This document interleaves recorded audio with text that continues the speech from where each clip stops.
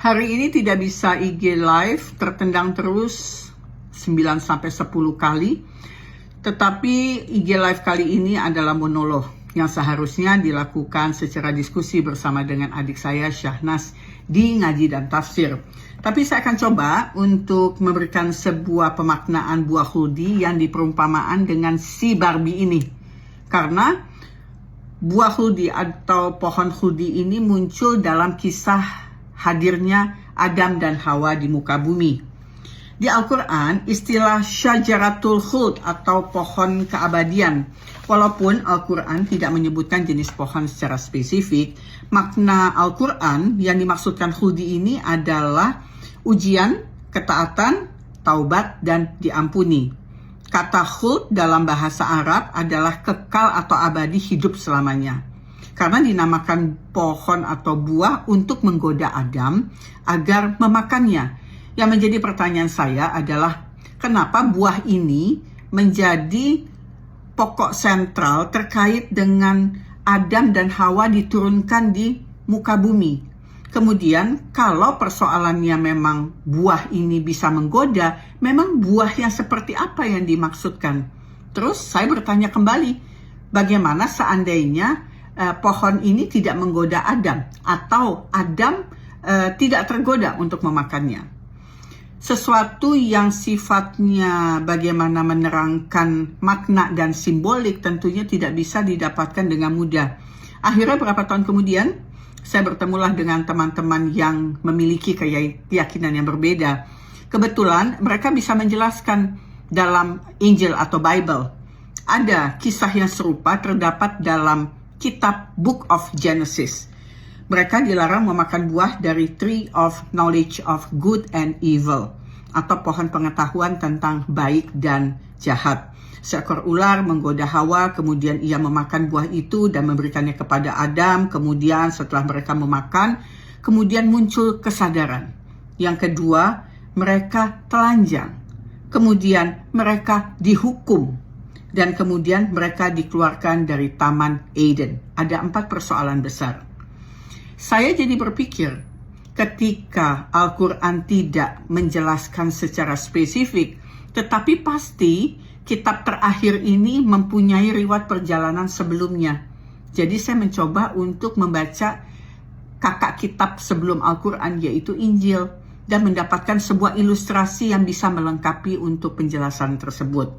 Kemudian saya coba tarik kembali ke Al-Quran. Saya menemukan ada 3 poin utama yang bisa kita bahas terkait dengan makna buah khuldi ini, yaitu pohon, kemudian buah, kemudian proses dimakan.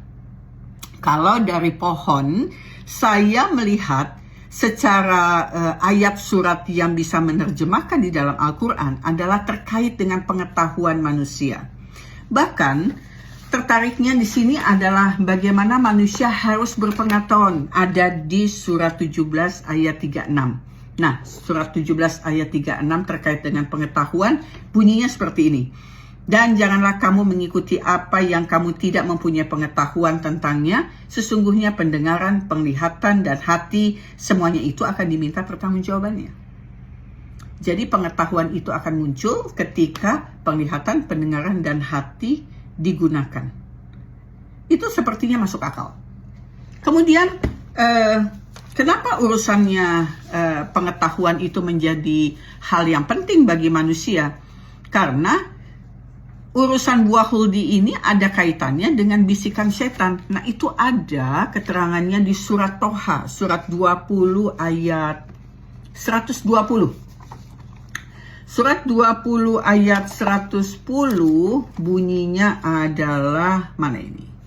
Nah, dia mengetahui apa yang ada di hadapan mereka dan apa yang ada di belakang mereka. Oh, sedangkan ilmu mereka tidak dapat meliputi ilmunya. Di 110-nya. Kemudian dilengkapi lagi di 120-nya bahwa kemudian syaitan membisikkan pikiran jahat kepadanya dengan berkata, "Hai Adam, maukah saya tunjukkan kepada kamu pohon khuldi dan kerajaan yang tidak akan binasa?" Ini adalah perumpamaan bahwa keberadaannya bisikan yang ada di dalam pikiran manusia itulah yang sebetulnya membuat kita menjadi terlena atau kita seakan-akan tidak sadar dalam menjalankan hidup. Karena kembali lagi, kalau kita masuk ke dalam pembicaraan obrolan sebelumnya bahwa ketika Allah menciptakan manusia sebagai makhluk yang paling mulia di atas semua makhluk ciptaan lainnya, surat 17 ayat 70. Jadi yang membuat kita istimewa adalah pikiran kita. Senjata kita manusia adalah dengan pikirannya sendiri. Dengan pikirannya kita bisa menembus batas bagaimana pengetahuan tentang kebenaran kehidupan kita, dan juga dengan pikiran dan batas sebetulnya kita bisa masuk ke dalam lubang kesombongan. Seperti itu. Ada dua versi seperti itu. Tetapi kalau kita mau tarik lagi terkait dengan masalah pengetahuan tersebut, dijelaskan lebih lanjut di surat 10 ayat 36. 10 ayat 36 dijelaskan, dan kebanyakan mereka tidak mengikuti kecuali prasangka saja. Jadi manusia, kalau dia tidak menggunakan pikirannya dengan optimal, dia tidak mengoptimalkan kembali penglihatan, pendengaran, hati, mereka akan hidup berdasarkan prasangka. Dan prasangka itu dikatakan tidak sedikit pun berguna untuk mencapai kebenaran. Surat Yunus ayat 36. Menarik karena buah itu adalah istilah ternyata, bukan buah fisik, buah apel, buah per, buah anggur, buah pisang, apapun.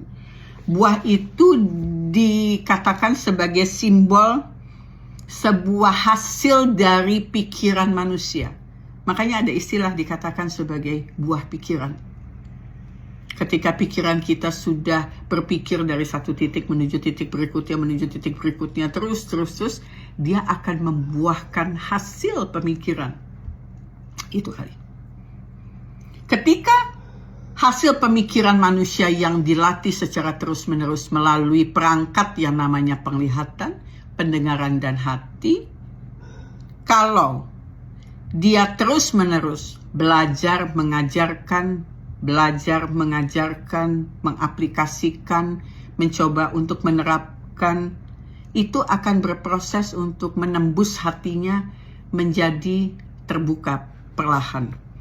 Oleh karena itu, ketika buah pemikiran si bisikannya iblis termakan oleh pikirannya, atau dia terhasut dengan pikirannya sendiri, dengan janji-janjinya, janji iblis, karena janjinya iblis itu dengan kata-kata yang janji kosong, bukannya dosa. Itu dosa, itu nggak boleh, bukan. Itu sangat dijelaskan di surat 38. Coba kita buka sama-sama. Surat 38 adalah surat Syah. Dia masuknya di 82-83. Iblis menjawab, demi kekuasaan engkau, aku akan menyesatkan mereka semua, kecuali hamba-hambamu yang muklis di antara kamu, atau di antara mereka. Jadi betul, kalau iblis menghasut pikiran kita, kemudian kita termakan dengan pikirannya sendiri atas janji kosongnya, dan mengatakan bahwa ego kita yang akan menjadi terpenuhi dengan makanan-makanan hasutannya, kita wujudnya menjadi manusia sombong. Dan urusan sombong ini sering sekali diungkapkan di surat ayat Al-Quran. Banyak sekali. Ternyata manusia sombong dan iri ini yang harus dijauhkan. Karena urusannya sombong dan iri hati itu ada di surat 31 ayat 18. 31 ayat 18, coba ya. Dan juga ada surat satu lagi, surat 17 ayat 23. 31, 18. Lukman dulu nih. 18. Dan janganlah kamu memalingkan muka kamu dari manusia karena sombong. Dan janganlah kamu berjalan di muka bumi dengan angkuh. Sesungguhnya Allah tidak menyukai orang-orang yang sombong lagi membangga-banggakan diri. Arahnya ini ke sini. Jadi, bahasa mudahnya begini.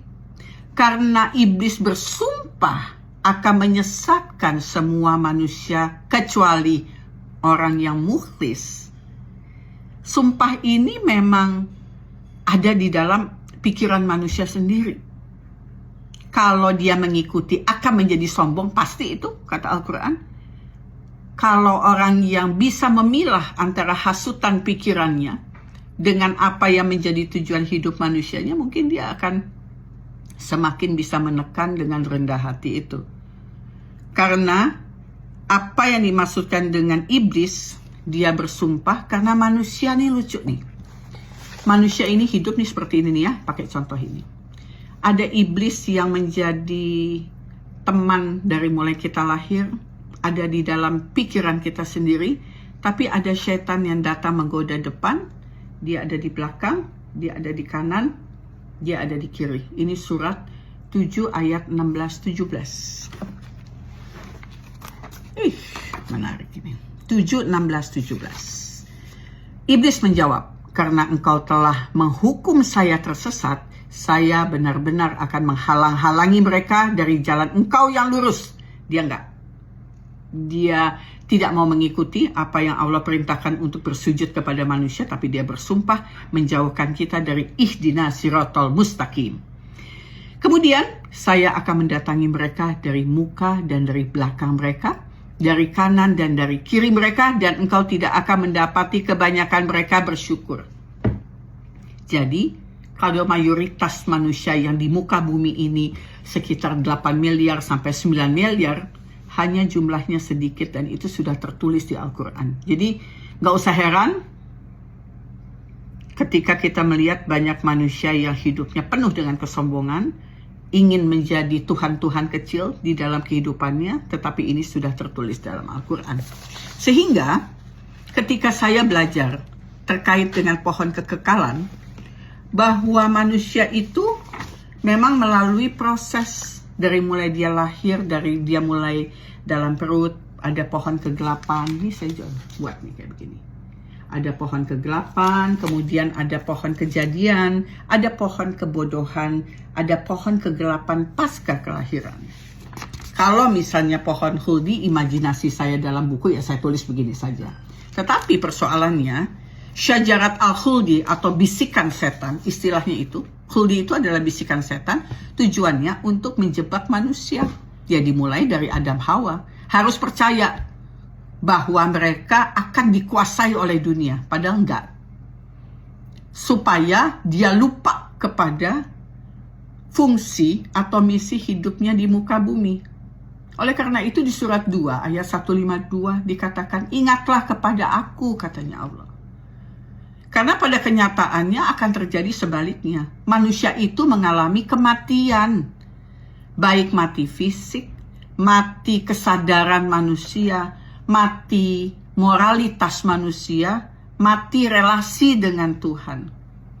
Walaupun mereka pandai untuk beribadah, pandai bersyariat, pandai untuk melakukan berpuasa, tapi di dalam diri mereka kosong antara mati relasi kepada Tuhannya. Ini dijelaskan dalam surat 20 ayat 120-127. Ada sambungan dari yang di depan tadi. Sehingga permusuhan yang dilakukan serangan oleh iblis terhadap manusia ini menciptakan permusuhan antara satu manusia dengan manusia lain. Satu manusia bawa 5 energi jelek. Kalau ada 5 orang ya 5 kali 5, 25. Bagaimana hasutan itu membuat manusia akhirnya egonya langsung muncul. Sehingga terlihatlah aurat-aurat kesalahan. Saya jadi teringat dengan bahwa urusan aurat yang diperdebatkan oleh banyak manusia, ternyata aurat itu adalah kalau pakai Bible kedagingan. Daging yang ditutup oleh kulit kalau Al-Quran. Batas antara daging dan kulit itulah sebetulnya batas antara sesuatu yang lahiriah, karena kita badan ini tertutup oleh kulit, tetapi kedagingan itulah kesalahan manusia. Jadi manusia sepanjang hidup itu membawa kesalahan-kesalahan atau hutang-hutang yang tidak selesai. Tidak ada hutang warisan, saya tidak yakin itu, karena tidak ada di Al-Quran. Tetapi hutang terhadap apa yang kita harus lakukan di muka bumi dengan hidup yang sekali ini. Kalau misalnya Al-Quran mengatakan hanya satu kali. Ya sekarang ini, dengan tubuh ini, dengan pemikiran ini, dengan cara Anda melakukan banyak hal, ya inilah kehidupan Anda yang cuma satu kali. Kalau ini hutangnya beres, kesalahan-kesalahan pelajaran sebelumnya bisa diselesaikan sekarang dan bisa mencari solusi, saya pikir mungkin penciptaan dari tanah, keingkaran daripada iblis yang memang ada di setiap intisal kita, dia bekerja, akan berubah menjadi kemuliaan bagi manusia yang memang diciptakan oleh Allah sebagai makhluk yang paling mulia. Dan isyarat lamanya Adam tinggal di dalam pembentukan ini juga dijelaskan sebelum dia diciptakan jadi tanah, surat 76 ayat 1. Jadi sebelum manusia diciptakan di bumi ini, sebetulnya para jin inilah yang sepertinya mengelola alam semesta yang tidak berbenturan. Karena kalau dilihat dari sifatnya, mereka itu patuh sama Allah. Cuman jin gak patuh ketika suruh hormat sama manusia yang diciptakan. Cuman itu aja.